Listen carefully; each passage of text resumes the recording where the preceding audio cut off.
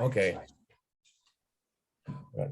Well, good afternoon or good morning for those of you who are in the Eastern time. My name is Emanuele Citera. I'm a PhD candidate at the New School for Social Research, and it's my pleasure to host and chair this session organized by the Union for Radical Political Economy.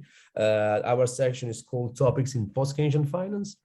And we're going to have different presentation around those matters. I'm going to get started first. As I was saying, we're going to have 20 minutes. We're going to have presentation first, and then we are going to have Q&A session right at the end of all the presentation. Okay, I'm going to share my screen and just, okay, now you should all be able to see my screen. Let me see. Yes. Okay. All right. You should know. Okay, I'm going to start right now. Okay, the paper I'm going to present is a paper I wrote co-authored with Mark Satterfield and Shyam Suresh, and it's called The Network Origins of Aggregate Fluctuation, a Demand-Side Approach. Now, the original idea of the paper was basically to implement the original model put forward by Mark and Shyam and basically extend this model to allow for some agent-based feature in an aggregate structural model. In fact, the model itself is a Kalescan growth model, is a demand-led growth model. And what we were trying to do effectively was to do two things. First of all, studying the state of long-run expectation in the role of investment decision made by firms, and see how basically when firms interact among themselves in making investment decisions, how they can impact the state of the economy, the volatility of the economy in particular. And to do this, we adopted the different network structure to which agents are connected to, and we see how they interact on top of this. Generally speaking, within the literature, what we were trying to do was kind of completing the square, in the sense that this idea of aggregate fluctuation as emerging from the firm level became of interest also in the mainstream right after the great financial crisis. The first attempt was by Gabet, made in 2011, where he was start to study basically in a real business cycle model what were the origin of aggregate fluctuation on the supply side. This was somehow extended in 2012 by Asimoglu, which was studying the same phenomenon, but looking at network connection. But then Dorsey came in 2019, and with these co-authors, they start to look at the demand origin of aggregate fluctuation. And what we were trying to do was kind of move along this line, starting from network, see how a demand-led regime can lead to booms and busts in economy with agent-based, within an agent-based model. I just want to point out that this is not a fully fledged agent-based model in the sense that we are adding some layer of heterogeneity among agents, but it's still, as Mark called it, an aggregate structural model with agent-based feature. I think is a better way to define our model because we kept the heterogeneity at a certain level. You're all able to see my slide, right? That I'm moving on. Okay, perfect. Now, the model itself, I don't have time to go through the math, but I just want to give you the basic insight of the model. I'm sure you're already familiar with this. Is a very standard Kalescan growth model. So we have an investment function. This is like J stands for the firm index at time t. And basically what we have here is that we have this parameter, which is not moving. We're still seeing your opening slide. It's not advancing. Let me just see if I do this. You have to either put it on slideshow or else you have to advance it, one at a time. Either one works. Okay, let me just see this. If I do. Yeah. Okay, now you can see my screen. Okay, yep. That's yeah. All right. Sorry, thank you. Sorry about that.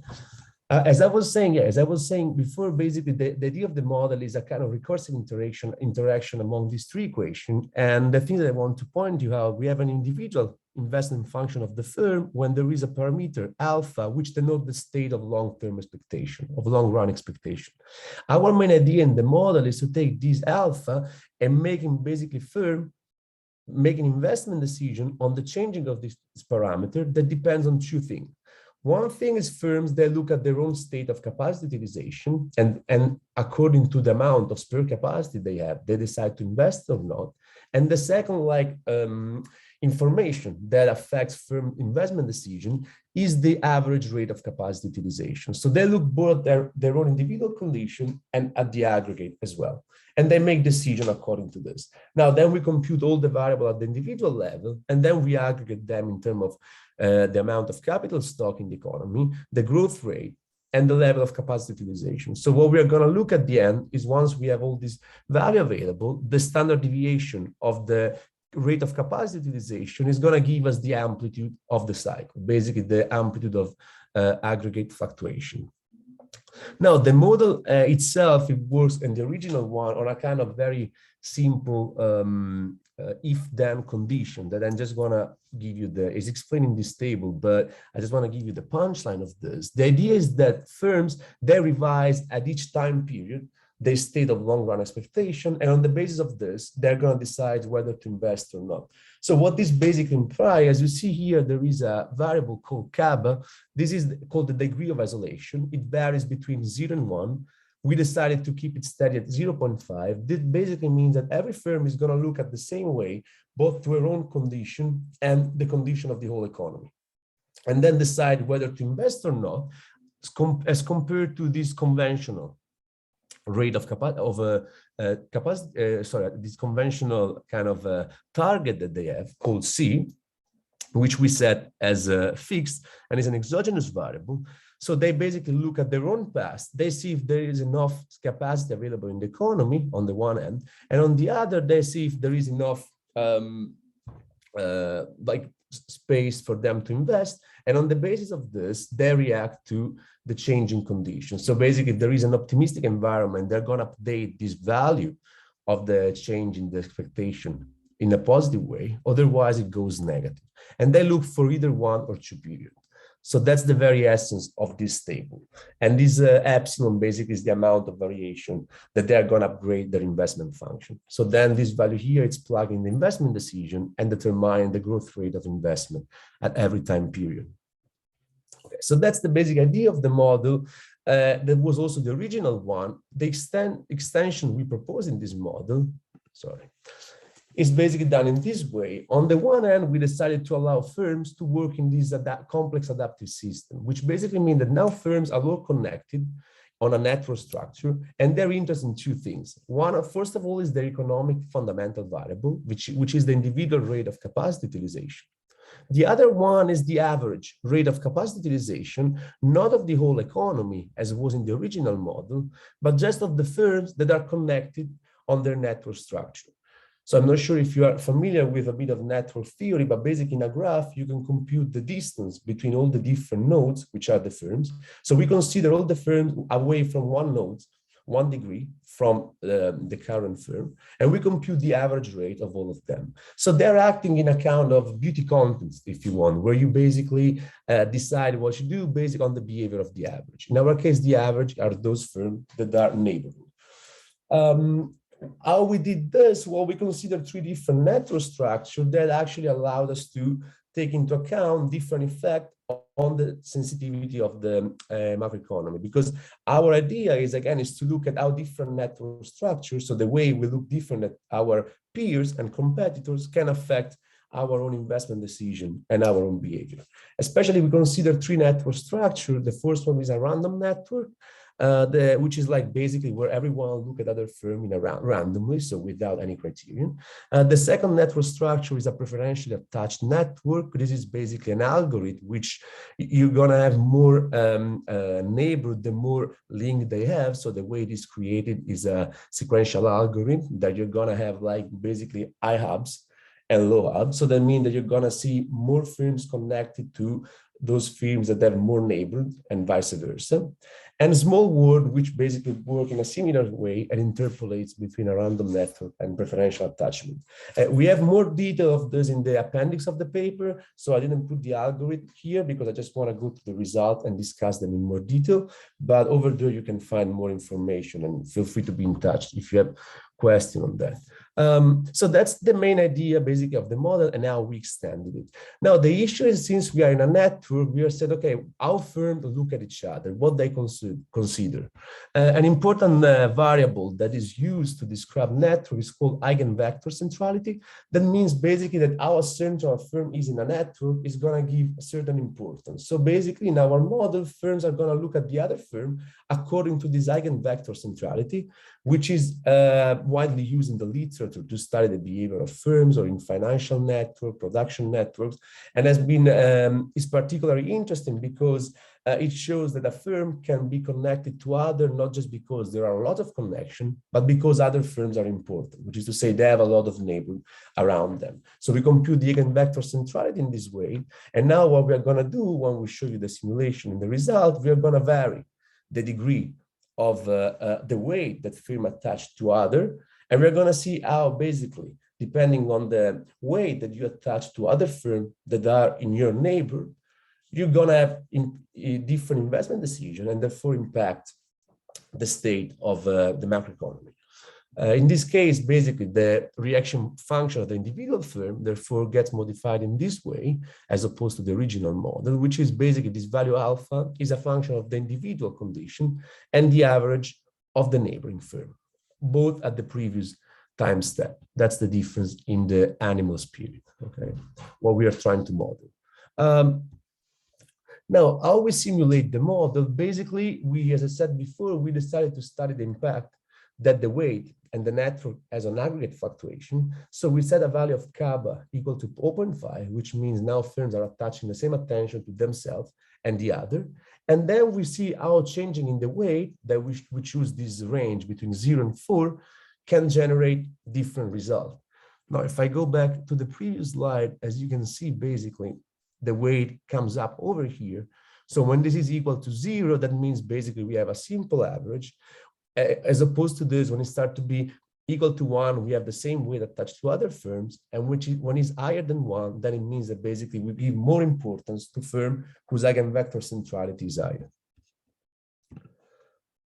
We perform a 50 simulation of the model, so then we generate observation, and then we are able to make some econometric analysis on top of this. Now, let me show you the result of this simulation on the tree network.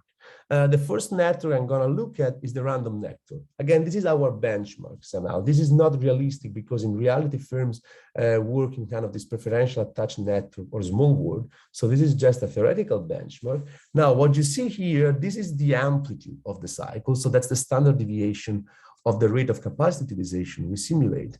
And this is the value of the mean, and here is the standard deviation. Now, as you can see, as firms attach more weight to those with higher eigenvector centrality, the value of the amplitude of the cycle doesn't change, remain basically steady. So this is kind of baseline scenario where nothing happened.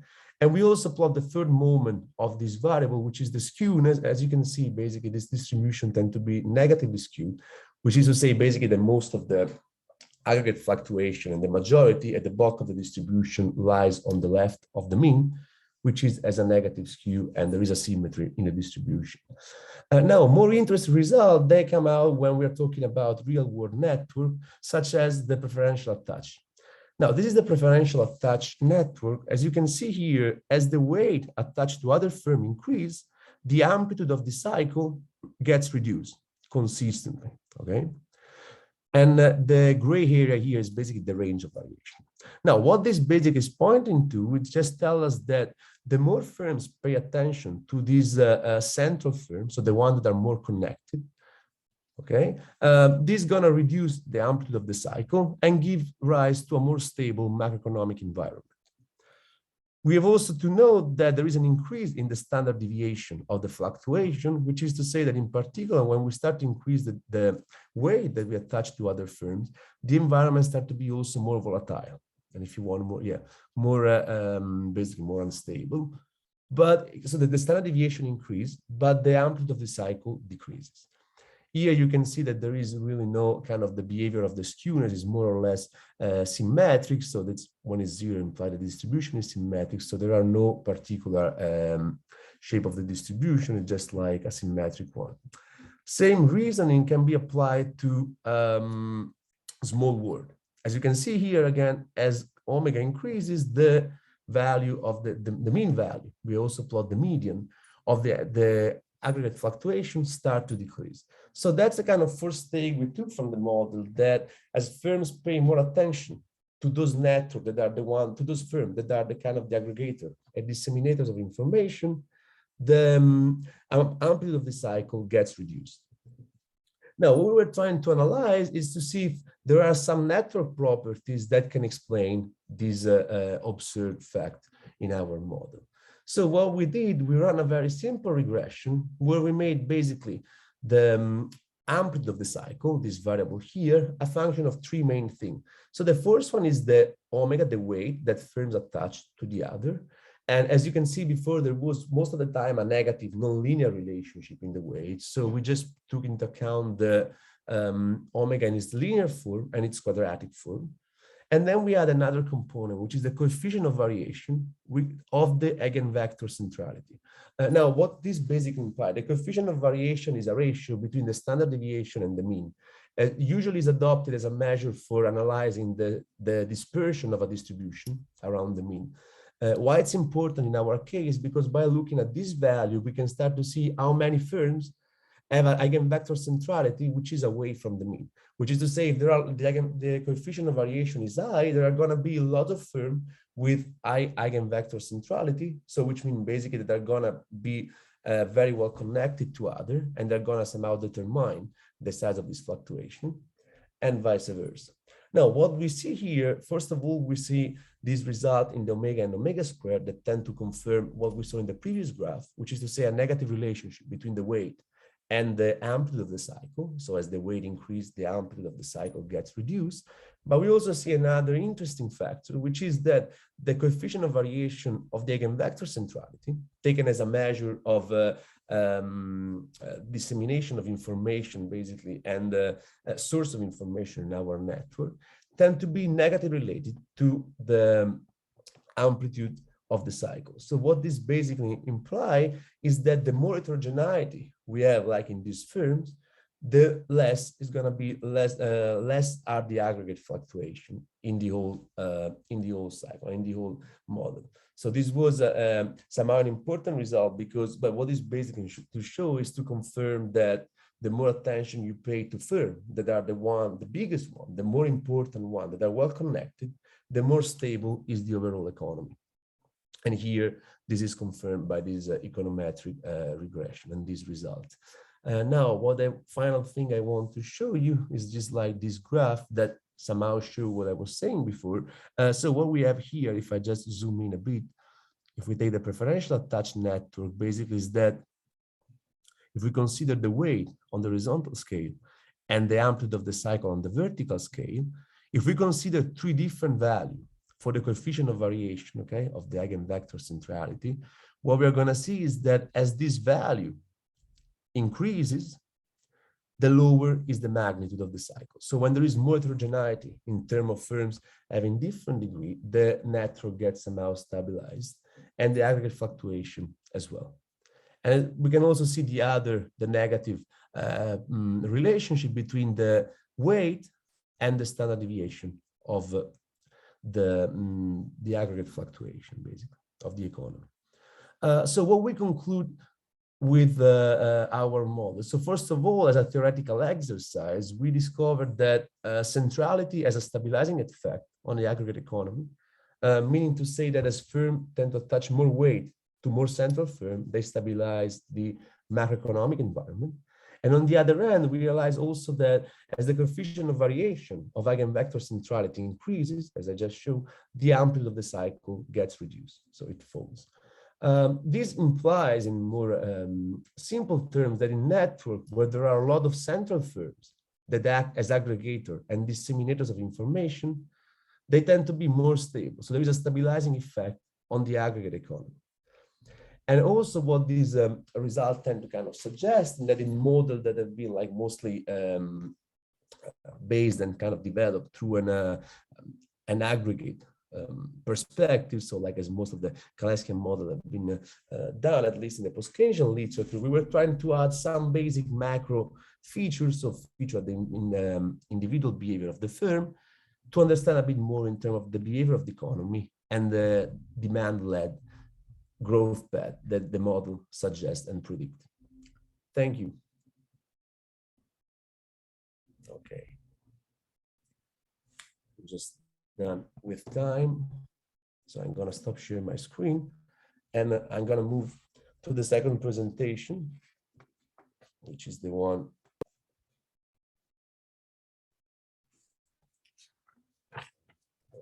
by Hal Campbell and Erdogan. You're the one discussing, Hal, right? Okay, you're muted. Okay, so let me do this and see what happens. Okay, screen share. This should get me there. Okay. Yeah, we can see your screen. See the screen? Yeah. Okay.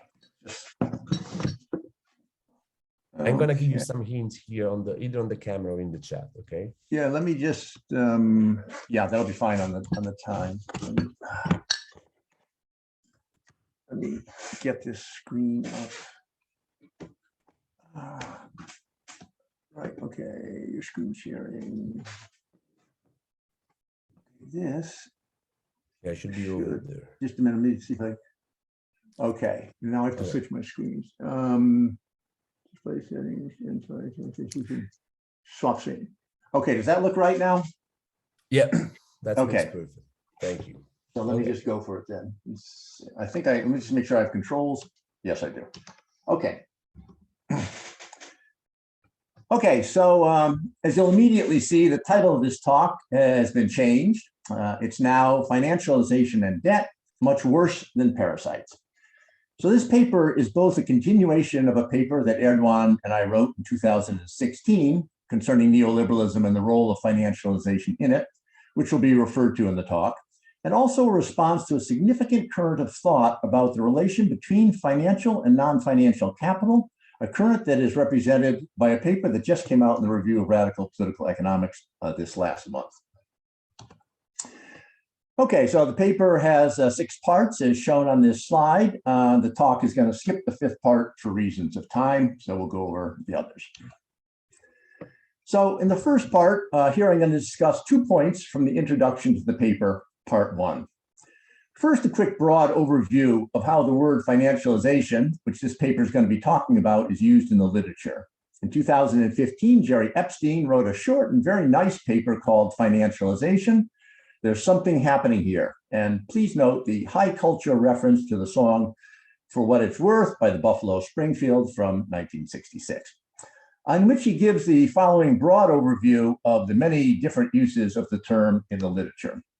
Some of the literature focuses on clarifying the definitions of financialization and assessing whether it is a dominant cause of the ills confronting capitalism or just a symptom of other deeper causes. Some ask whether financialization is a new phase of capitalist development, perhaps a new mode of accumulation, or considers whether it's just one among a number of important developments along with neoliberalism, digitalization, and globalization that are arising in the contemporary world. Other literature is focused on the less theoretical and more empirical matters, trying to measure the nature and extent of financialization, however defined, and to describe its institutional and economic dimensions. And still other work is focused on attempting to analyze theoretically and empirically the impact of financialization on important phenomena such as financial crisis, productive investment, productivity growth, wages, and income distributions. So the point of that passage is just to give an idea that financialization is very important and it touches on many things. The second point from the introduction section is just a quick previewing statement indicating the central theoretical point of the paper, as it was also indicated already in the title, that financial capital is not parasitic, and that in fact it needs to be understood as worse than that. Okay, the second section of the paper is the performance of capitalism and financialization. When one considers the performance of capitalism, it's essential to start by recognizing that there's not just one, but to the contrary, many possible measures of the performance of capitalism, with one fundamental differentiating criterion being performance for whose interests. For example, more rapid growth of non-property income, or even growth of GDP, or higher relative levels of investment benefit, or they tend to benefit those who gain remuneration from their labor.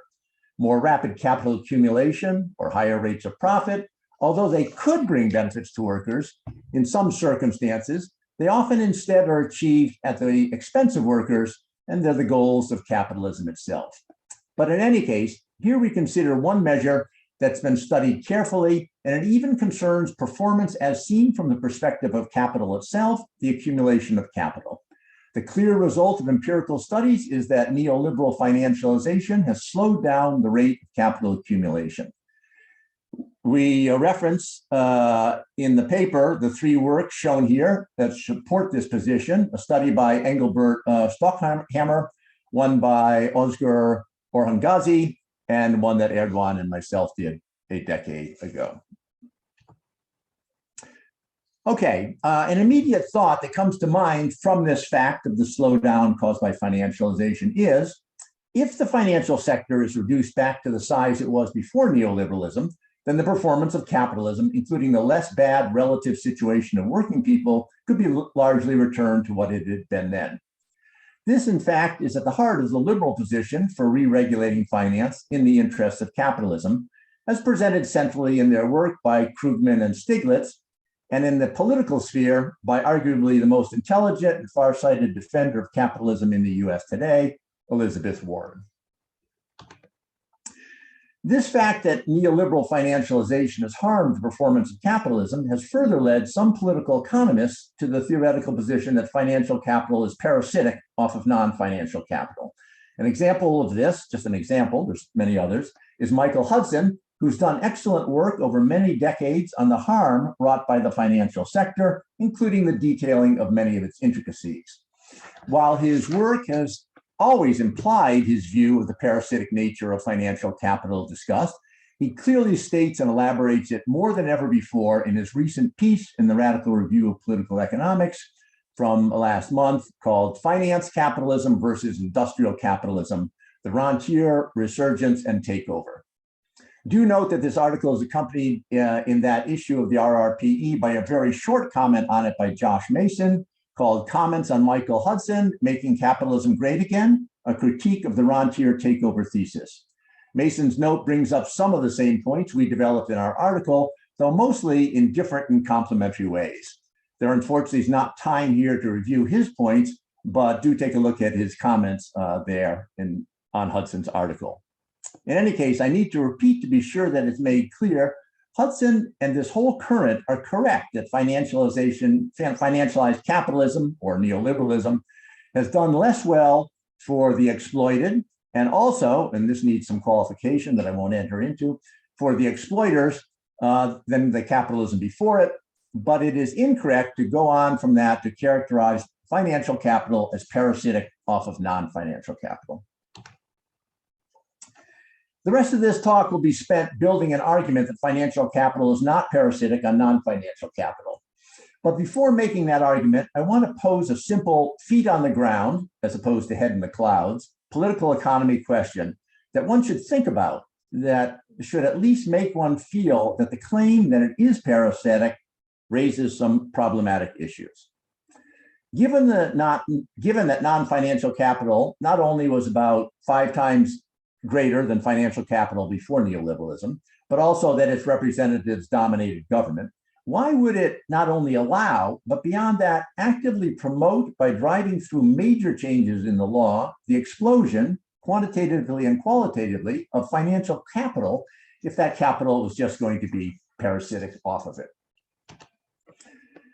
Okay. Now, to understand why financial capital is not parasitic, one needs to go back and start by considering what neoliberalism is. So here's a quote, quoting ourselves, which is always a nice thing to do. The new model of capitalism in time was to become known as neoliberalism, and its heart was a conscious, intensified attack on the working class. Okay, so that quote is from the earlier paper that I said we'd be referring to before, the paper in 2016 that's referred to on the slide. So then going on, the issue of the relation of financialization to neoliberalism, while the following 4-part categorization, which is here, of neoliberalism's changes is certainly not the only way to represent the changes within capitalism, it makes an important point clear. While financialization is a very important part of neoliberalism's increased attack on the working class, and while some aspects of other dimensions of the attack on the working class even involve financialization in the way that they've been carried out, for example, the changed corporate governance paradigm, there were other aspects to neoliberalism as well.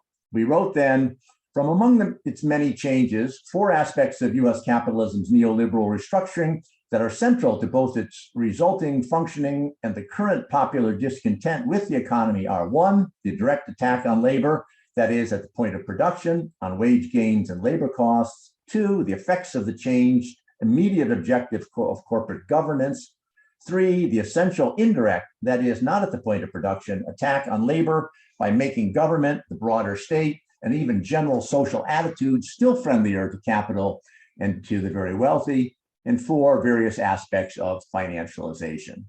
So from this, the argument is neoliberalism cannot be reduced to financialization. Its deleterious effects on working people are not all the result of financialization. So in the article, we then go on, the article from 5 years ago, to both carefully define what we mean by financialization. Recall Epstein indicated that this was one aspect of some articles about financialization, and then discuss each of these aspects. Here I will not even read all these aspects. They're all maintained somewhat often in the literature, but just jump to the point we want to make in this paper. Point 6 here on the nature of financialization is the expansion of debt itself, and beyond that, all the other points except point 4 directly involve the expansion of debt. So the point of this consideration on the nature of financialization for this talk is that debt is a very important financial relation. This allows us to consider the explosion of debt under the neoliberalism as an important aspect of the financialization of capitalism, and to consider its relation to neoliberalism in relation to our concern with the concept of parasitic finance. We see in the top graph in this slide the fairly well-known result of the explosion of the total debt under neoliberalism, very flat from World War II to 1981, running at about 150% of GDP, and then a sharp inflection point and explosive growth until the Great Recession. Note there that the total debt is the total debt is the sum of 4 categories of government: consumer or personal debt, non-financial business debt, and financial business debts. We're going to indicate how debt facilitates and promotes neoliberalism, and hence is an example of financial capital not being parasitic. We will do this by indicating 7 ways that it does so. Many of these channels are specific to the various types of debt. So here we just want to establish that not only did total debt explode under neoliberalism, in fact, all types of debt contributed to that explosion, different ones contributing more or less at different times. If one type of debt did not contribute significantly, then a theoretical channel by which it would support neoliberalism would be empirically irrelevant. And I'll just make a couple of quick points. I mean, this is just an interesting picture. I mean, many of you have seen it, but you see the green line, the explosion of the financial debt, as we all know. Interesting is the purple line, which is the decline in government debt, which went down until neoliberalism came in and then went up. And of course, you see the Clinton years there when it actually went down. It's the Republicans which always push it up, the interesting aspect. Business debt going up fairly continuously, except for from the late 80s and 90s when they actually paid down their debt because they were paying too much to the financial sector. That is, the financial sector was not able to, at will, be parasitic off of them. And the personal debt doing what you know. Okay, but anyways, the point here is that, or just really establishing with this picture, that all these 4 types of debt contributed to the explosion of total debt. Okay, so here we make our claim, and then we're going to support it by indicating 7 channels through which the financial relation of debt facilitates and promotes the operation of, and hence exploitation by, non-financial capital. So the sharp and sustained explosion of debt with the onset of neoliberalism, including in particular the 3 non-financial sectors of the economy indicated, implies the non-parasitic importance of this financialization to the operation of the neoliberal capitalist economy. Okay, so quickly going through the 7 channels through which debt is essential to the neoliberal operation of non-financial capital. 1, expanded household debt to finance consumption. Increased consumption will increase aggregate demand, causing increased production, which promotes increased profits. 2, expanded household debt socially allows suppressed wage growth, what we know about taking out debt so you don't go on strike, which increases profits. 3, expanded non-financial business sector debt to finance the investment I. Increased investment increases aggregate demand, hence causing increased production that promotes increased profits. 4, expanded non-financial business sector debt to finance investment. Increased investment generally increases productivity and or reduces labor costs, which promotes increased profits. 5, expanded government debt to finance expanded government debt to finance government spending. Increased government spending increases aggregate demand, hence causing increased production that promotes increased profits. And 6, the financial sector, expanded debts there created in the financial sector allow it to lend to any of the other sectors. In effect, expand debt in the other sector benefits neoliberalism through how it promotes the expansion of debt in the other sectors. And finally, any expanded debt through the interest rate, and I won't bother to read the whole thing there, but it lowers the interest rate, thus increasing production investment by the other sectors. Okay, so finally, I'm going to get to the conclusion. Yeah, got 5 minutes. Part 6, the conclusion, 3 points in 5 slides. So first point, financialized capitalism, that is neoliberalism, has done less well for the exploited and also, with qualifications, for the exploiters than the capitalism before it. Second point, financial capital is not parasitic off of non-financial capital. As we just saw, rather, its expanded role is part of capital's neoliberal operation. Stated differently, financial capital and non-financial capital are thoroughly integrated in the operation of neoliberalism. And the third point and final point in about 4 slides. Radical political economy agrees with both political economy and mainstream economics that the condition of the exploited in any existing capitalism can be improved by reforms within capitalism. Contrary to either of those, however, it maintains that a human-centered, democratic, non-capitalist society could support and promote human development better than any reformed capitalism. From that, it advocates reforms to existing capitalism that not only make the condition of the exploited less crippling, obviously a good thing, but further, that they develop their skills and consciousness to become the collective subjects, that is, the active determining agents of their own lives. Power to the people or revolutionary reforms as opposed to reformist reforms. Not only is it incorrect to present financial capital as parasitic off of non-financial capital as a scientific statement of its nature, it's also normatively unacceptable from the perspective of the goals of radical political economy to promote industrial or productive capital as the desirable alternative to the correctly identified human harmful effects of capitalism. And hence we end this talk where we began it with the title, Financial Capital is not only is not parasitic, it's much worse. It does not weaken productive capital, but rather it facilitates and promotes the intensified exploitation that capital as a whole carries out in its neoliberal form. Thank you. Thank you all. Thank you. Actually, also thank you for keeping the time. It's actually still almost 3 minutes left. Okay. That's amazing for me. Let's move to the next presentation by Ivan, called Minsky Capital Route, a model for monetary policy transmission mechanism to functional income in the US. So I'm gonna. Okay. Do you see my presentation? Yeah, we can see. Thank you. Yes. Okay. So thank you for inviting me to this talk. This paper is part of my dissertation. So what I do in my dissertation is trying to, by using the framework of MMT, try to see how monetary policy impacts on the functional distribution of income, right? So what I do in this paper, in this chapter, is to present a mental model of the Minsky capital root.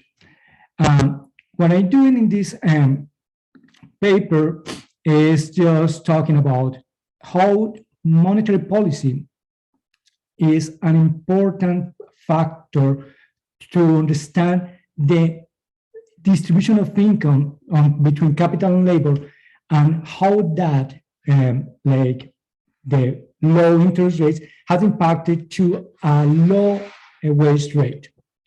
Okay, so this is a quote by Harold Moulton, who was a president of the,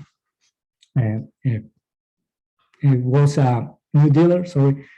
And what he says is like income distribution is an important topic. This guy was an orthodox economist, and you can see how the change between the old orthodox people and the new orthodox people, where income distribution is not that important, right? So it is true that when we read the general theory, income distribution is not a key topic in his work. However, as Kregel states, we can think on income distribution as a byproduct in Keynes' work, right? So when we read the general theory, and most of the people know, Keynes calls for the euthanasia of the rentier, right? That is the setting a low interest rate or closer to zero in order to affect the rentiers, those who don't produce anything real for the economy, right? So what I do in this paper is analyzing how monetary policy, by setting a low interest rate that is not zero, also helps to reduce the labor share, right? Now, this idea has been understood, as I said before, by all orthodox people. And although Locke Carey is not an orthodox, as you can understand it, he was a New Dealer, but also he was the first economist understanding the crisis of the 1929. So some authors argue that that Friedman also Friedman based his work on Locke Carey's ideas. Locke Carey's dissertation related to the crisis in 1929. But what he does after that is to use Anish work. But for me, what is important is that even these guys were aware that the important role of the interest rate to cap the problem of income distribution, right? So this is what I'm trying to do in this paper. So there are some facts that I present in the paper. In this paper, I use the money theory, but also I try to use the French regulation theory, because these two theories are very similar in my consideration. And also I base some points on the Berlin School of Economics, of Keynesian and monetary economics. So what I do is I split the period of study that is from 1970 to 2015 between the three regimes of accumulation that are presented by the Revolution School. So we have three regimes of accumulation, that is Fordist, service-led, and the finance-led, or what Minsky calls money-market capitalism, right? So the Fordist regime comes from the 1960s to the middle of, to the end of the 1970s. Then we have the service-led regime of accumulation that goes from the 80s to the end of the, until the end of the 80s. And then we have the finance-led or money capitalism that goes from the 90s to nowadays. Why I do use this? I use these regimes of accommodation because they distinguish the role of first the monetary policy, and also they distinguish the role of the finance sector in the economy, right? So what you get is that in the finance-led, or what some people call financialization, the financial sector becomes an important role, an important sector in the economy, more important than the real sector. And by taking into account this, what we have is that you can see how that has affected the real GDP, right? So you can see here that during the period, the long period from 1970s to 2015, the average rate of growth of the GDP in the United States was around 2.8.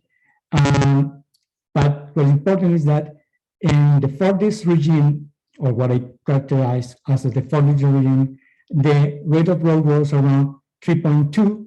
Then you have that the service regime, the average rate of growth was 3.1%. And in the manager capitalism, the rate of growth goes down to 2.5%. Now, we can also see there is a fact that most people know is that labor shares have reduced their participation in the economy. And you can see here the decline in the labor share since the beginning of the what I characterize as the money manager capitalism regime that goes from 63.2% in this Fordist regime, and then you have that in the money and the finance-led regime, you have a decline to the 60%. Okay, so also another point that is important is the role of the stock market or the capital market, that you can see how by looking at the price index of the Standard & Poor's, there is an increase in the index from what I characterize as the money manager capitalism. Although you have clear fluctuation in this regime, the index is telling me that the financial sector becomes more important than any other sector in the economy, right? Now, what I do is I follow Minsky's Capital Route. That is a paper he wrote in 1968. And what he does in that paper is he talks about how the capital route or the stock market is important for the understanding of how the monetary policy is transmitted into the economy. What he says is that it's through the stock market that the monetary policy has an effect on the real sector, on the aggregate demand. So also what I do is that I focus on the nominal interest rate, right? So most of the papers and works focus on the real rate of interest. However, I follow the MMT approach, and also you can say Keynes and Berlin's approach, that what is important for entrepreneurs at the time of make investment decisions is to focus on the nominal rate of interest, not the real rate, right? So in the conventional approach, we know that the argument is that a fall in the interest rate, the real interest rate, should increase the long-term investment, right? You will get a low interest rate and you will get a long-term investment. That means that you will have real investment in the economy. And that will also help the wage share. So you will get an increase on the on the ratio. So going to the important things, what I use here so is the Bevan's argument on the interpretation of the Bevan's Q, and that is what is called the goodwill. You can understand the Bevan's Q as a difference between the liabilities and the assets of the firms, right? And you get with this interpretation that firms will focus on try to increase capitalization of its firms according to the goodwill. You can understand or you can interpret the Tobin's Q following this analysis, and what you will get is just that firms won't use or don't use the Tobin's Q to see how to invest. What you can see is that, and this is following work by Chappell and Schenck from 1984, is that the Tobin's Q is telling this the firms to make how to make faster capitalization, right? So when the Tobin's Q is above 1, the idea is that firms will capitalize their firms, so they can use, or what the Shane and Chappell argues that you can see more mergers and acquisitions when the Tobin's Q is above 1. Now, another point that is important is going back to Moulton, is that investment has a correlation with consumption. However, you can see that the last of the period here in this graph, investment have increased beyond the consumption, and that can be understood through the idea that you have a more financialized economy.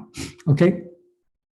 Also, you can see that the role of the private investment and margins of the firms have changed. So you have that the increase of in relation of the real GDP of the margins of the firms larger than the Fed's investment. This is following around the idea of Keynes and Veblen that what the firms are looking for is to increase the capitalization of the company. They want to get money. They don't care about investment or real investment. So what I'm going to what I argue in the paper is that what is important to understand is how the monetary policy is transmitted by looking at the behavior of the firms. So what I do in this paper is just first mental model where I argue that the model or the channel goes in this way. First, we assume stable prices, and the government sets a low interest rate near to 0, but not 0. So what you have is that there will be a rise in the price of the financial assets and the value of capital that will benefit the capital owners. So then you have that low rates of interest favor small firms because they can make short-term positions, and that creates what Jan Toporowski calls an asset price inflation process. So this allows large firms to buy stocks and get fast capital gains, and in this way, this gives to the CEOs the way to get maximum capitalization or faster capitalization of the economy, and that is what they want to get, because as we know, in the money capitalism system, what is important is to show results in capitalization. So then what you have is that there is an expectation of increasing the rates of interest rates, and that means that the investors hesitate in take positions on longer term assets. So what you have is that firms' balance sheets face an improvement in the financial health, and also that can access capital and help to have a better collateral for their balance sheet. But what you get also is that this helps to increase the market power of the firms, right? So by increasing the market power of the firms, what you get is that the firms can affect the wage share. Why? Because the firms get more power and workers doesn't have the power to struggle this. So what you get is that because of the Beveridge School, as I tried to present in the paper, the investors will take the action of just invest on financial assets, because that allows them to have a faster capitalization, and in that way, more power in their firms affect the wage share. So at the end, what I'm trying to argue is that the certain world, this low interest rate, instead in certain world and in a financial-led world, these low interest rates are not helping the wage share. They are helping the capital share because they are taking advantage of this uncertainty. So this is what Minsky describes as a liquidity trap, and it's just that they will focus more on financial assets. So by doing this, what I present at the end is this mental model. And this mental model, what I'm saying is that this part here, that is the capital rule, is telling me how the decisions of the entrepreneurs, of the capital owners, affected by the interpretation of the Beveridge School, allows to firms to get short-term assets that allows them a fast capitalization, increasing the market power of the firms, and affected the money wages, and in that way, the wage share in the economy. So the conclusion of this paper is that even with a low interest rate, you get that the wage share is affected. Also, that what is important in the financial-led and monetary capitalism system is to get faster capitalization. So investment or real investment are not that important for firms in this regime. Also, is that because of this because CEOs have to show faster capitalization, you get that mergers and acquisitions became important in the economy. So you get that the rate of mergers and acquisitions in the finance-led regime are huge. And also is going back to the point that the role of the monopolies on the economy are affecting the workers. So it's also a call for increasing the power of unions again. So this is what I have in this paper. Is our work in progress. So any comments, questions, or complaints are more than welcome. Thank you. Thank you, Ivan. We're going to move to the final presentation by Yavuz Yazar, called the Kalescan Macroeconomic Model with Social Policy. Let me just remind to the participant that you can raise questions in the Q&A through the chat, and then we're going to take them right after all the presentation have been made.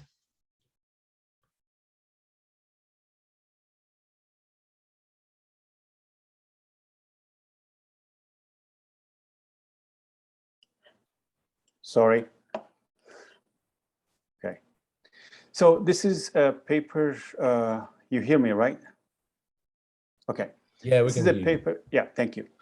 Paper by myself and my colleague Mark Lautsenizer of Earlham College, and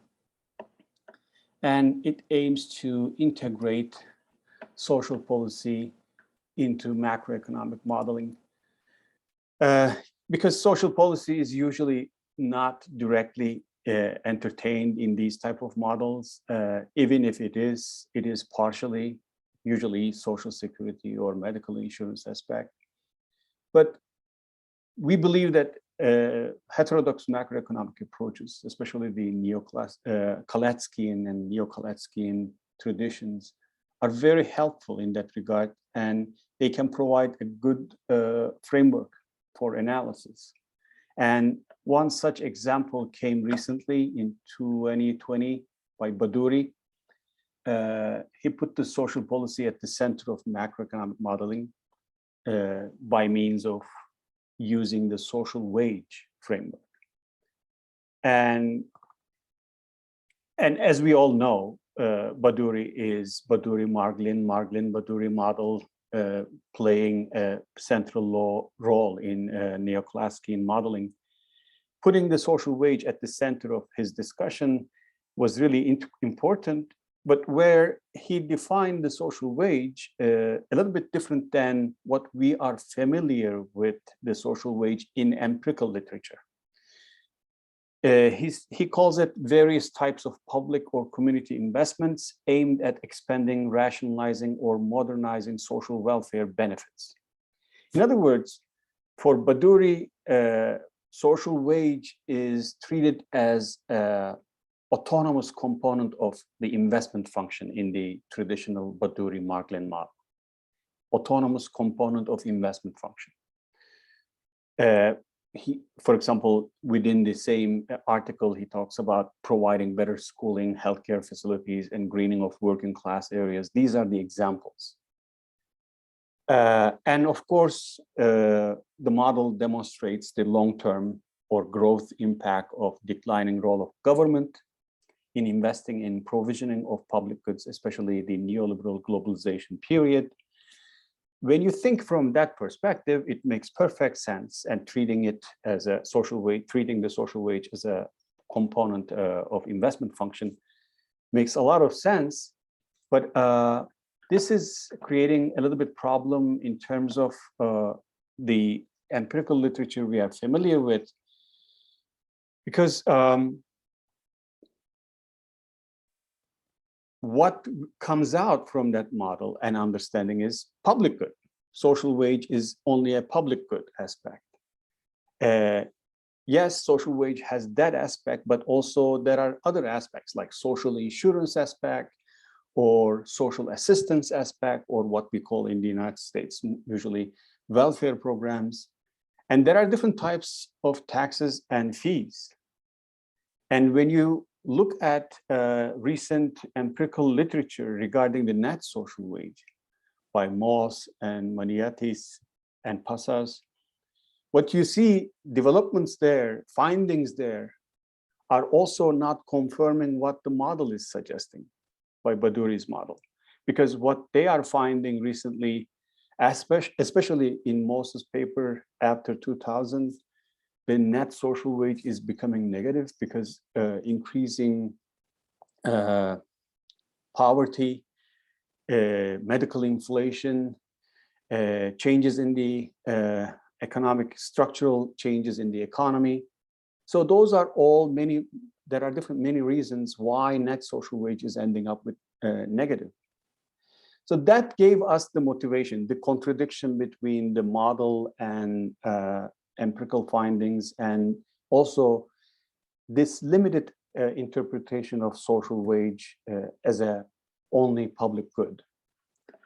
If we look at quickly what Badauri did was, in the typical Badauri-Marglin-Badauri model in 1990s, investment as a function of capacity utilization and profit share, and saving, again, assuming that workers are not saving out of profit and given the capacity utilization. The model basically investment equals to saving, an IS curve. We are getting an IS curve with the normalization. So here, right here at I0, I sub 0, he adds the social wage as a public good into the equation. And then he gets the new capacity utilization, including this public good version of social wage.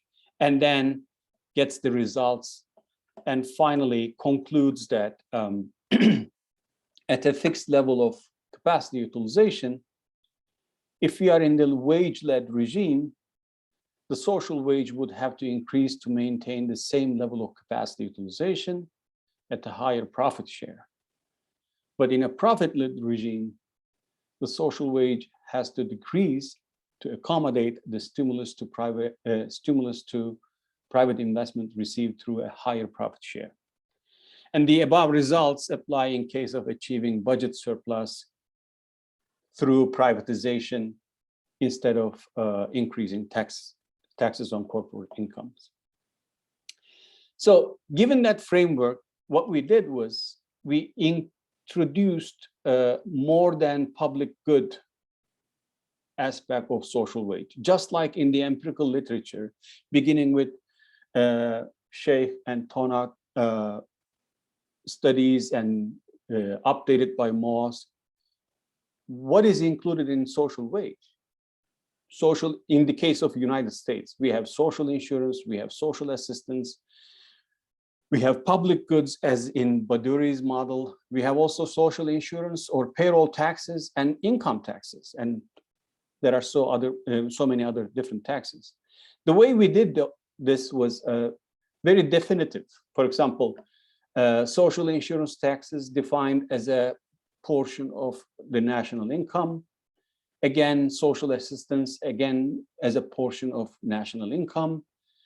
But in the public goods, if the investment is I sub 0, we use the wage share as the share of working class in the social wage. And in the social insurance, we again took into account social insurance taxes like payroll taxes in the US out of wages. And for the other taxes, again, we did take into account wage share, not capitalist class tax contribution in the model.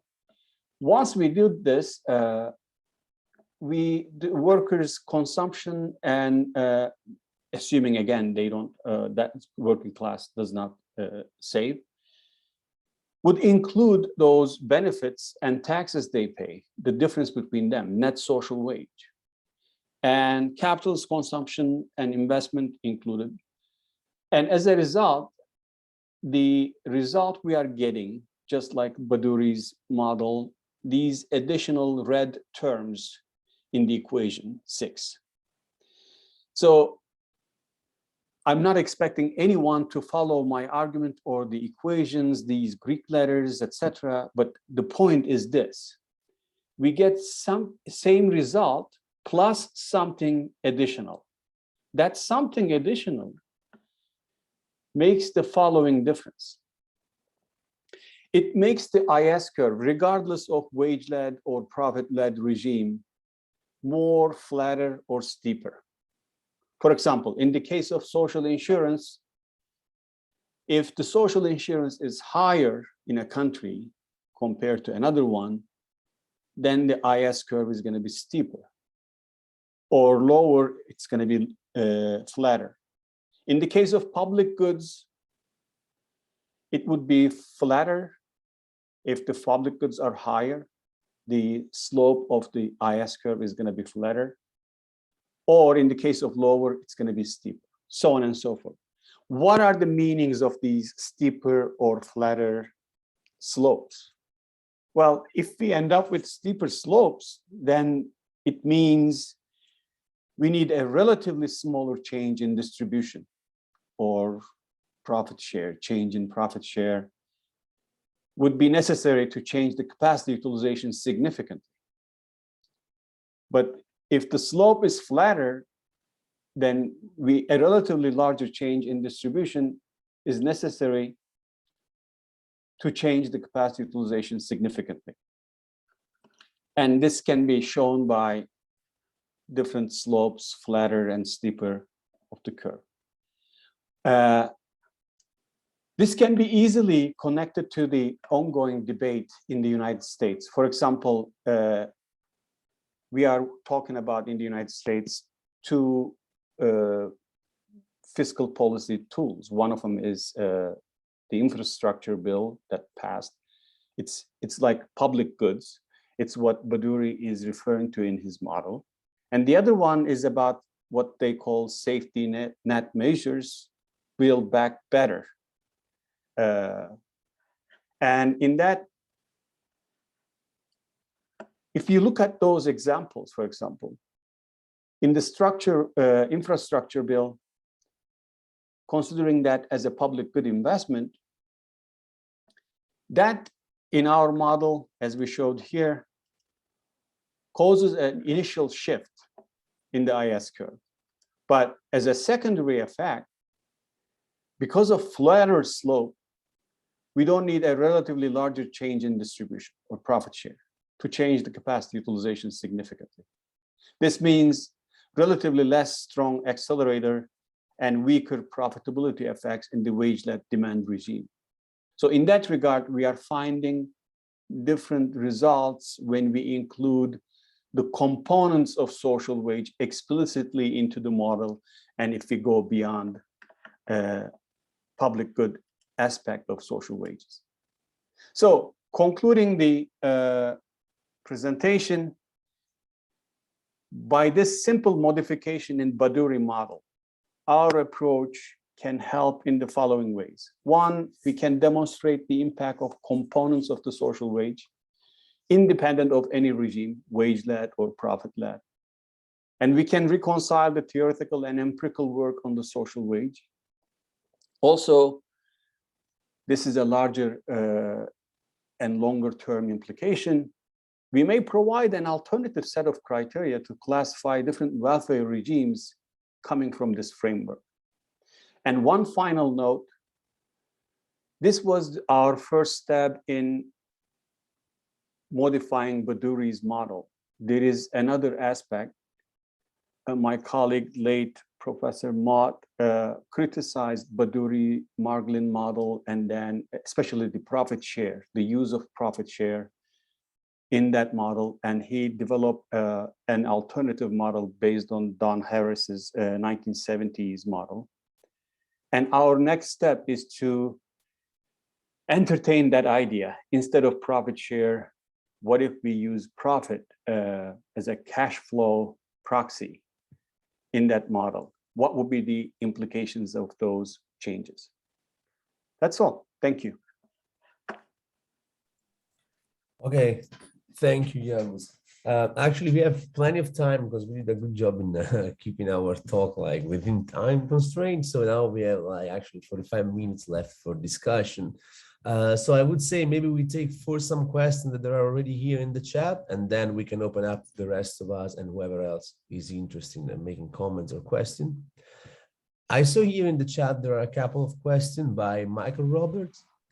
The first one is, Emanuele, does your paper mean that the more centralized, monopolized an economy, the fewer fluctuation and less amplitude in each, i.e. more monopoly, more stability? The second one is, how does the Marxist category of fictitious capital fit into your analysis?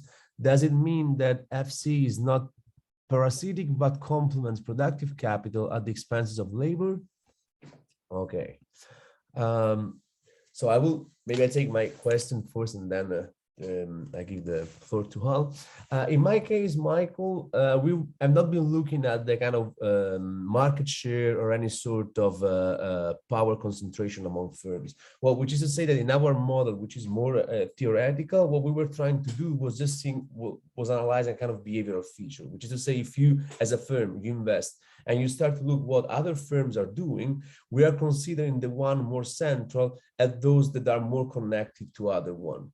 Now, that might be for multiple reasons, because you are a leader in your sector. It might be because you are able to influence what other people are doing. You're better able to disseminate information. However, there is no kind of empirical ground in that leads to that conclusion, which is to say it's been done, the model has not been calibrated on a kind of real network structure.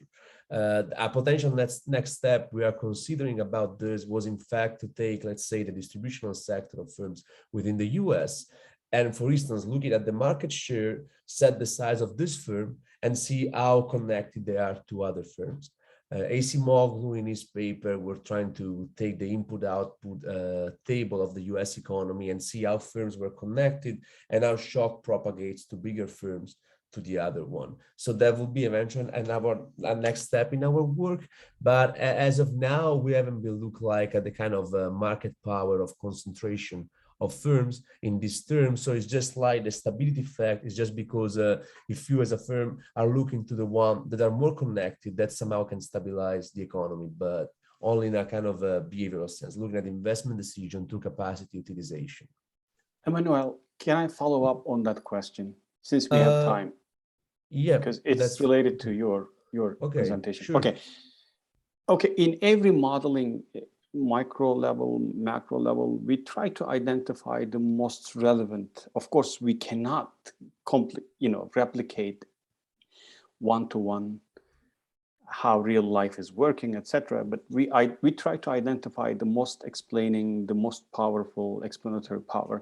And perhaps I missed it, but why networks are important here? Because something similar came across to Michael's question about concentration came to me as well. I was thinking, does it matter which sector you are in? Does it matter the size of the firm?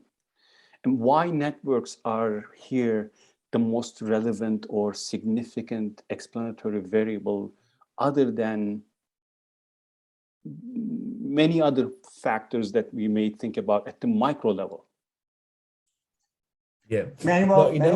Manuel, yeah. could I just throw something in with that because it connects to what Yavuz asked? It was a question I was going to ask.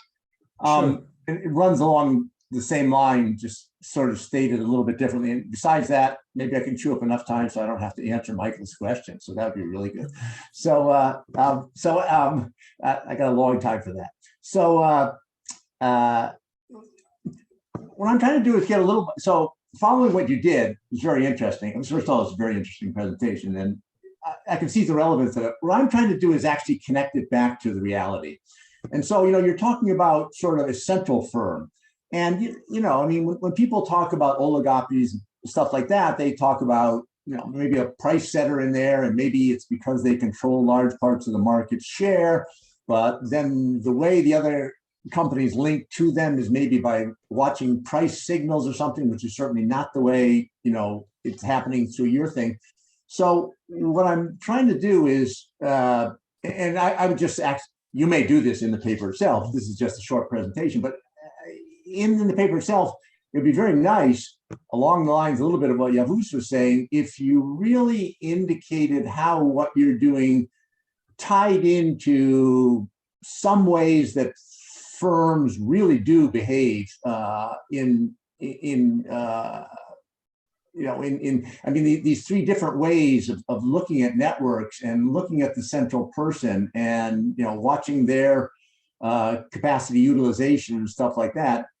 If you could just explain a little bit more, which things that happen in the real world come closest to those things.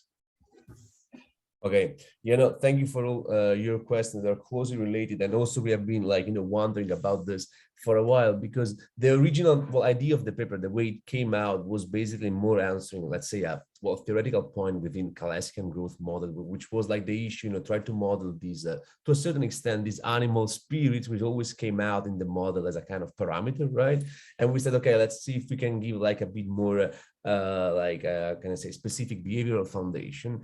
And then we start just to create this network, which is just like a way for firm to relate themselves. Now, as I was saying before, since our paper came also in response to what kind of Acemoglu was doing, because they were basically trying to trace back all the aggregate fluctuation from a supply side perspective, so in a real business cycle model without giving any kind of weight to demand. So we said, let's see if we can take the similar exercise we put in a demand-led economy and see what happened. And then we start to go to this route. Now, one thing we have been discussing also with co-authors was, okay, how can we make this a bit more close to reality? Because so far the idea of this big firm can be in the model, there is no indication as to whether it has to be a kind of a leader of the sector. We can think of this in this way. The only thing is that we didn't calibrate the model or include it in a way that can give us that answer. So for instance, the size of a firm in this case is not related to, let's say, market share, rather than any other kind of variable or indicator that can help us understand that better. So in that sense, it's more a theoretical exercise to understand if, from a behavioral perspective, paying attention, to different firms and how connected they are can somehow give us some explanation into this demand-led economy. Our next step will be to kind of somehow calibrate a bit more on a kind of real production network. Suppose we take the US economy and then we start to analyze how these firms in a sector are concentrated, and then see if we can somehow replicate what's happening over there. Then in that case, I think that can raise issue in terms of monopoly capital. So whether like effectively the monopoly and the price setter in a sector can effectively act as stabilizer in the economy or not. And then I think that can give rise to more interesting question of political economy. I would say as of now, we don't have like much to say in that sense, because it was more a theoretical exercise made to shed some light on the potential, extension and treatment of animal spirit. So that will be my initial answer to this. In fact, we made a specification in the paper where we said, well, this big firm, they can be connected for multiple reasons. And well, it can be also because they are price setter or not, but we didn't go to the point to say, well, then if that's the case, then it means, if there is like more kind of connection in this sense, you're going to have a more stable economy, because it might be the opposite. And the role of network was because there's been a lot of exercise in production network and also financial network, like with the great financial crisis, where firms that are more connected are able to dissipate shock and disseminate shocks over the economy. So we were trying to see what would be the effect on our own kind of model in a simple, more Kalescan model, and the result of this. So that was the idea why using networks and try to understand a bit more of this. Yeah. I hope this answered both your question. There is no escape. You need to answer, Michael. Yeah, I really wish it'd taken a little longer. Now I'm going to have to answer Michael. So yeah, I'll just say, start with that. It's just a background that I believe very firmly in the concept of fictitious capital. It's just that I don't really have much idea what the hell it is, but I do believe in it very, very much. The point with that is actually that, Michael's brought in the question of fictitious capital, and the question is how it relates to financial capital, which this is talking about. And they're not exactly the same thing. And different people define fictitious capital differently.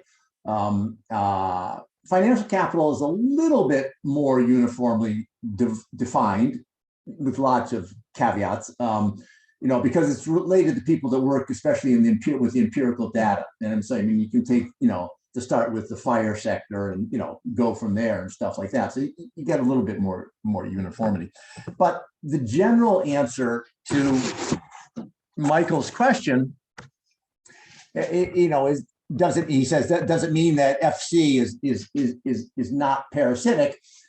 And my answer is that, again, we have to caution. We're not saying that financial capital is not bad. It is bad in the sense that as it gets larger in the economy, that generally makes the position of the exploited worse. And my opinion on financial capital, and then we'd have to talk about exactly what we mean. I mean, by fictitious capital, we'd have to talk about exactly what we meant by that, is the same thing. As fictitious capital becomes larger in a given economy, that also worsens the situation of the exploited, the people that live by labor. But again, that, just like with financial capital, again pointing out that they're not the same, but they are related, that doesn't make it parasitic. So his final question is, does it mean that FC is not parasitic but complements the productive capital at the expense of labor? Well, I don't know about complements it, but I would argue that sort of yes. Fictitious capital, just like financial capital, is part of the whole system of neoliberal capitalism, financialized capitalism that exists today. And so, I would say, after trying to avoid saying yes or no, I'll finally admit at the end that I would say that I would also say fictitious capital is not parasitic, that fictitious capital also, like financial capital, serves all capital under neoliberalism to operate in its intensified exploitation of the working class, which is what neoliberalism is fundamentally about. Okay, let me, Yavuz, hand raised. I have a question about, Ivan, what is your distinction between service and this financialized period or money manager period? Aren't they overlapping? Would it be better to use, because for example, you used the previous period as a Fordism, perhaps putting a different emphasis, because to me, when I think about service and financialization, they somehow overlap. Fordism, post-Fordism, perhaps later, your own terminology. How do you distinguish those things? Well, I follow Robert Bourdieu's argument on what is the regimes. So what these authors argue is that there is a similitude between the Fordist, the service and the finance-led regime, but it's like a how do you say, like a step to become the finance-led. So there is a loss in the labor's power. Also, you have that there is an increase in the role of the financial sector, but the financial sector is not that important as in the finance-led. So what you have is that there are some service, the industrial sector is not important as in the Fordist sector, but it's still there. So the difference between the Fordist and the service is that the loss in the role of the industrial sector, but in the finance-led sector, the industrial sector doesn't play any important role at all. So what you have is that in the financial sector, what they care is just looking for capitalization. So that is what they focus a lot. The industrial sector doesn't play a role. So that is like the big difference. In the service sector, you have still an industrial sector, is still there, is still playing a role in the economy, but in the financial-led, you don't have that sector playing an important role. So what you have is that capital accumulation is more through capitalization of the firms, but not in the in real investment. So that is what they try to. That is what they try to argue. So that's why I say that this is a kind of it's just an objective argue on the division between the regimes, and I think you can say that service regime is part of the finance-led regime, and I don't think they will change a lot the arguments, but it's just I try to follow these definitions and follow the periodization they use. Are you using the word regime as in French regulation school, like Bob Jessup? Yeah. Okay. No, so you have different pillars that are part of the regime. So I studied. I'm familiar with it, but to me, depending on the goal and the question one answers, periodization can come with different labels. Before I was studying technological change and post-Fordism, they were better phrases because they were reflecting, putting the emphasis on both technological aspect, also the regime of accumulation. That's the concern that I had. Yeah, no, I know it's like tricky, but it's more like for the pillars that you have in each regime, what you get is that in the service-led regime, you have still upholding the labor share and the worker share. The workers have a role, but in the finance-led, workers doesn't have, unions and all this kind of stuff lost their power. So that is kind of one of the points.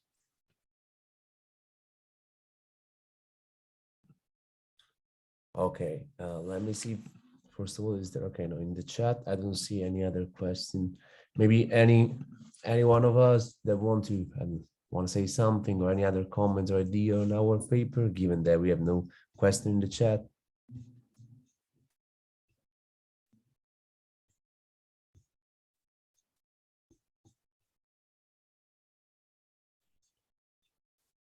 Let me see if someone else of the participant want to raise any other question, please write it down here in the Q&A session.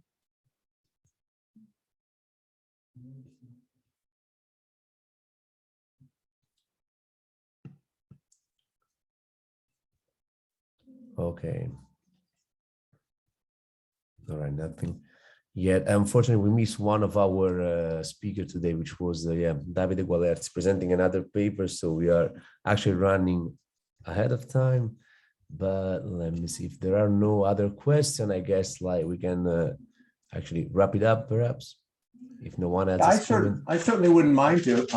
You know, as you said, we're short one speaker, which would have made it come out just about right. And second of all, I take that as an endorsement that everything I said was crystal clear and there's no questions on it. And so, you know, that's always good too. So, yeah, I'm happy to end it at this point if there's no more questions.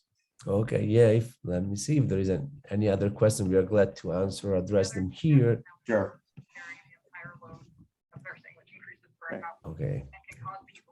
Well, I guess in that case, if everyone agree, I think we can then close the session here. I wish to thank all the presenters and all the participants for the interesting discussion and presentation. And well, I wish you a good rest of the conference and well, Happy New Year to everyone. Thanks a lot. Thank you. Thank you. Thank you too. Take care. Bye-bye. Thank you. Thanks, Manuel, for